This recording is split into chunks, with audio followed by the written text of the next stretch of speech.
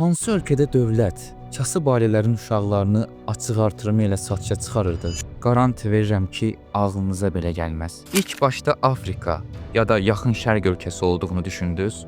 Ancaq inanılmaz olsa da bu ölkə Avropanın göbəyindəki İsveçrədir. Günümüzün sevimli ölkələrindən olan İsveçrə 1960-cı illərə qədər Verding Kinder adı verilən müqaviləli uşaq satış sisteminə sahib idi. Bu sistemdə kasıb ailələrin uşaqları dövlət tərəfindən alınıb açıq müzayidə həracında satılaraq varlı təsərrüfat sahiblərinə verilirdi. Diqqət çəkən məqam isə bu sistemin 60 il əvvəl ortadan qaldırılmasıdır. Bu uşaqlar ağır işlərdə işlədilir, döyülür, pis rəftar görür və illərlə istismar olunurdu. Bəs balaca Haydiyə, gəzdiyi o Alp dağlarında cənnəti yaşadan İsveçrə, görəsən Haydi yaşındakı neçə uşağa cəhənnəm oldu?